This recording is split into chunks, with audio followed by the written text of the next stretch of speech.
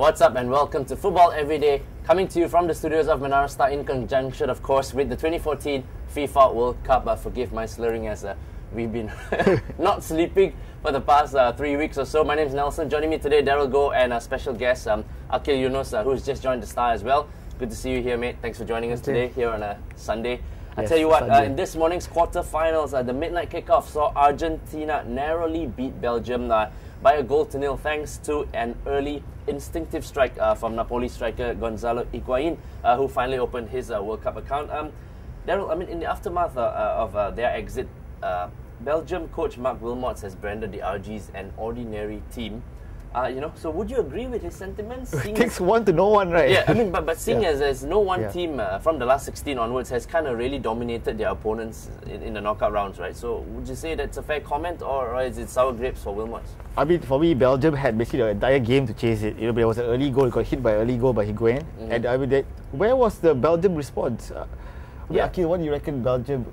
Sour grapes? I think probably because I think that a lot of the Belgian players, a lot of promising talents, but they didn't quite deliver this World Cup. And I think if they had shown people like Hazard, Lukaku had a bit of a good game in the round of 16, but in the quarterfinals, I mean, I don't think they really performed up to par with the Argentinians. I mean, myself being an MU fan aside, there, I mean, could he have given Januzaj a chance, perhaps? Some flair. Well, he had lots of talent to introduce the youth, but I mean, there's something about this Belgium team that flattered to deceive. I mean, they were great in the group stages, and basically there were like gaps. I would say the flow of the Belgium team. Right. I mean, speaking of youth, they are a very young team, as Wilmots rightly pointed out, that they are the youngest team in the quarterfinals. So perhaps a bright future. But as a unit, speaking of Argentina now, Akil, Argentina haven't really scored a nice flowing team goal since the group stages, but it's been individual moments of brilliance so far from the likes of Messi, Di Maria, and now Higuain, who have carried Argentina through. So you see this coming back to haunt them.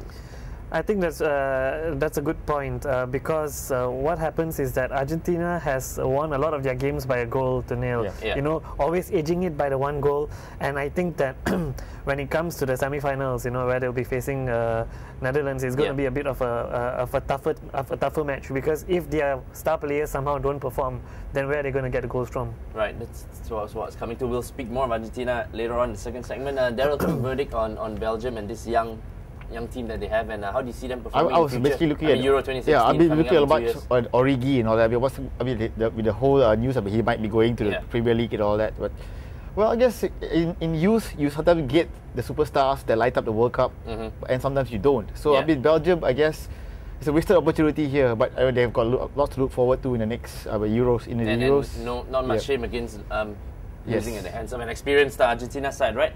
Well, in the second match of the night, Costa Rica defended valiantly and brilliantly, to hold the highly fancied Dutch to a goalless draw all the way till extra time, only to eventually lose out in the penalty shootout lottery, right, Daryl? I mean, look, most expected Arjen Robben and company to kind of not require extra time to knock out the Ticos, right? So credit to Costa Rica, Daryl? Well, Costa Rica defended with a capital D. It was a total wall.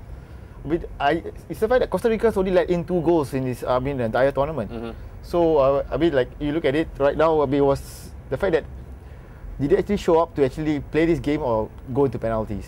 Yeah, I mean, Akil, I was coming to that. So far, we've seen that the Dutch have been more kind of the counter-attacking team in a way, because they got the speed of Robben and stuff. But it seems like Costa Rica were content to kind of absorb the pressure, sit back, and then... Yeah, I mean, for lack of a better term, they literally parked the bus, And I mean, being a Chelsea fan, and Chelsea has been accused of parking the bus so many times before.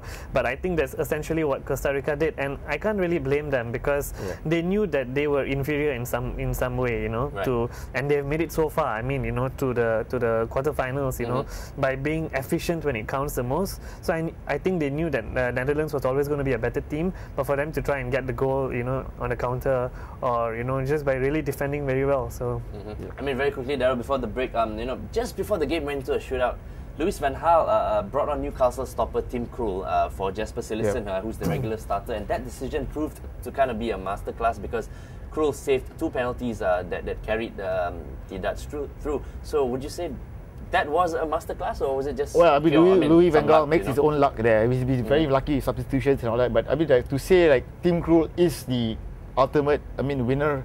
The reason why Netherlands won this game, I have lots of arguments against that. But we'll talk about it a bit towards the end, the next segment. All right, thanks a lot. It's time for our first the only break on the show. We'll see you real soon in just a bit to preview the World Cup semi-finals. So see you in a bit.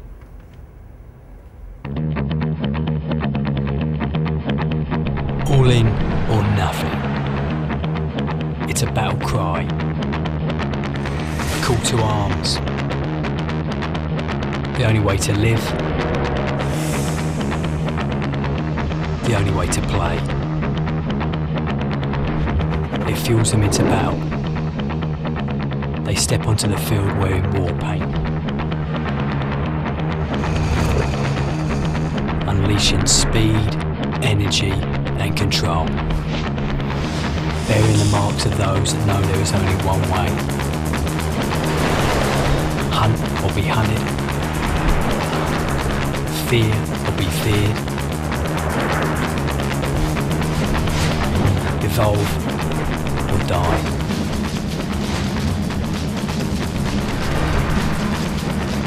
Black or white.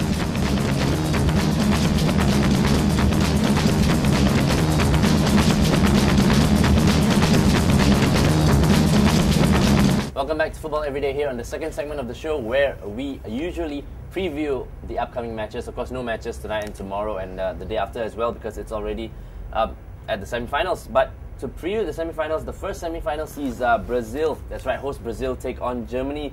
I tell you what, that's really tasty, and you're a Brazil fan, Akil, I believe. This is going to be a repeat of the 2002 World Cup final. We know star forward Neymar is out with a broken backbone, right? Broken bone in his back. While Captain Thiago Silva is suspended. I think that was a really foolish yellow card to get, right?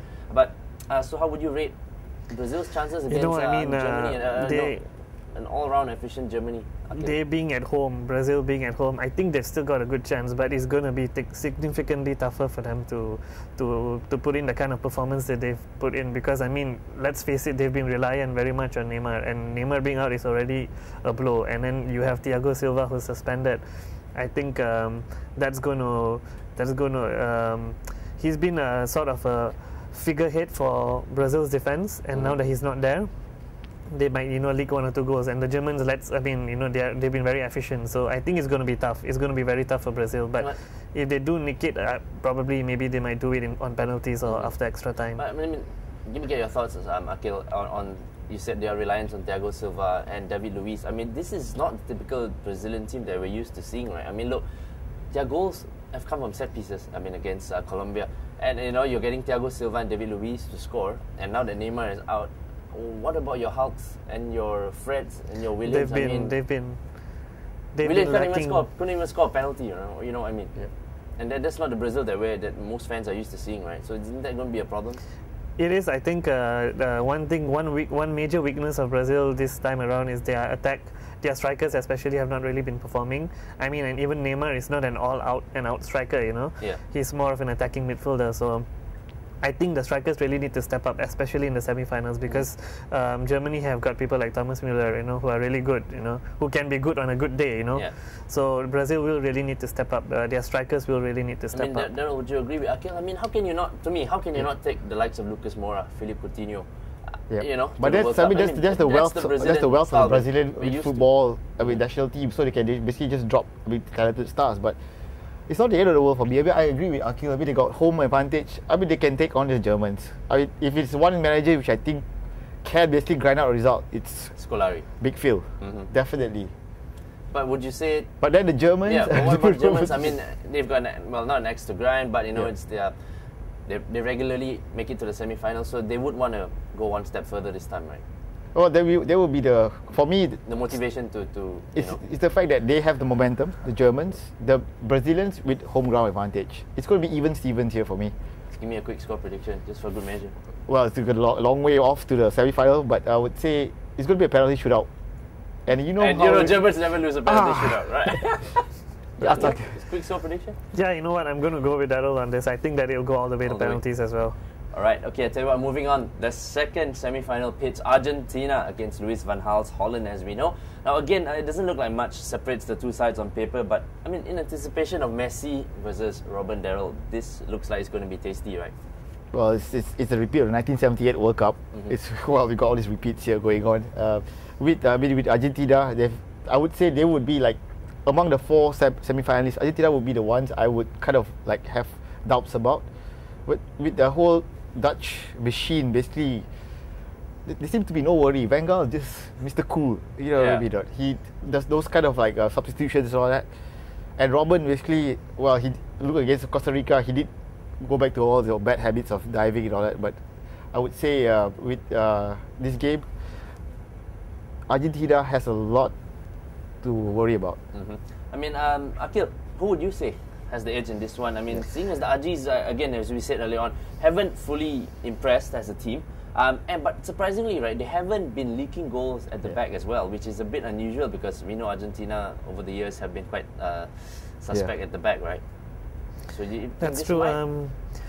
It's going to be very close, I think. But I do, personally, I feel that Netherlands might edge it because as a unit, they've got better players, you know, especially in attack, whereas Argentina are still a bit too reliant on Messi. So, and I think that, I mean, Holland's defense isn't that great, you know. I mean, it's not that great. Yeah, they've been leaking 1 or 2 goals, but I think against Messi, if they can come together as a unit and start trying to stop him, I think they might edge it, Holland. Give me a score prediction. I'm going to go with 2-1 to Netherlands, yeah. It looks like a Netherlands thing. I mean, they got some unfinished business since South Africa, you know what I mean? So 2-1 as well? I would say it could be a 1-0. To Holland? Yeah. Well, I'm really interested to see if your predictions come true. Alright, thanks a lot, guys. Tell you what, we're really excited as it's already the semi-finals and we can't wait to see who makes it to the final of the 2014 FIFA World Cup. But before that, if you'd like to win yourself some Adidas Battle Pack footwear worth up to 800 ringgit, as well as some dining vouchers courtesy of Sold Out in Sri Hartamas, do remember that our selfie contest is still on. To win, do send us your most creative photo or video selfies, alright? Just take a photo or take a video of you and your friends enjoying the World Cup and send it to football@thestar.com.my or via Twitter at switchup.tv. That's dot with a D-O-T, alright? Of course, do remember to put down your full name, include your IC number and a contact number so we can get in touch, alright? Guys, pleasure. It's been Akil. Hope to see more of you here on the show on Football Everyday. Good to meet you. Daryl, pleasure as always. Till we see you same time, same place tomorrow. It's ciao from us on Football Everyday.